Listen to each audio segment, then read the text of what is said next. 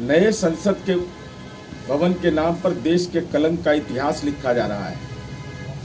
इतिहास को बदलने की तैयारी। वीर सावरकर, जिनको वीर कहा जा रहा है, 5 बार जिसने अंग्रेजों से माफी मांगा, 65 रुपया अंग्रेजों के पेंशन लिए, आज वीर सावरकर के जन्मदिन के नाम पर नए संसद भवन का ये नए अवतार हैं।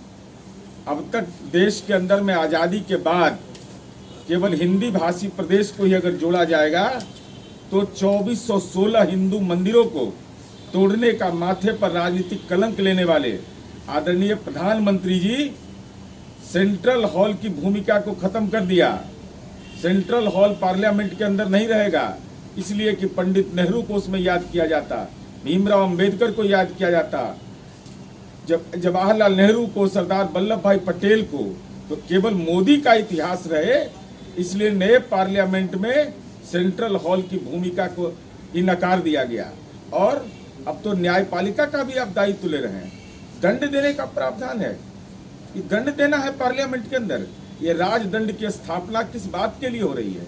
ये तो पूरे तौर पर बताता है कि संवैधानिक व्यवस्था को तहस नहस करना और देश के अंदर में अघोषित तानाशाही लागू करना, मोदी इतिहास लागू करना, इसकी एकमात्र यही विकृत मानसिकता का प्रकटीकरण है। 140 करोड़ का अपमान किए हैं। 140 करोड़ के प्रतिनिधि लोकतंत्र के उस मंदिर में बैठेंगे जो भारत के अमृत महोत्सव,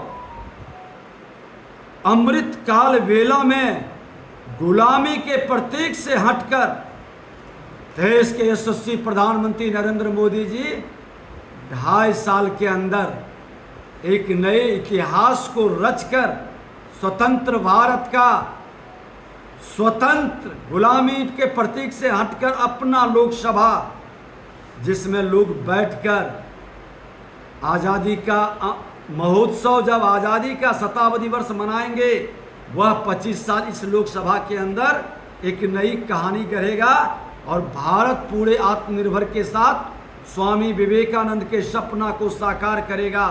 विश्व गुरु के रूप में, विकसित भारत के रूप में एक नई पहचान बनाएगा। इनको गर्व होना चाहिए था। पहले तो नाटक किए, लोगों को बरगलाने का खेल खेले। जिस राष्ट्रपति महोदया के विरुद्ध में इन्होंने वोटिंग किया था, राजद के लोग ने वोट नहीं दिया था कि नहीं वो राष्ट्रपति नहीं बने। घड़ियाली आंसू बहा करके उनको रोकने के लिए छल छद्म लोग, ये झूठी धर्मनिरपेक्षता का नारा देने वाले लोग, वातावरण को नकारात्मक बनाने का प्रयास किया।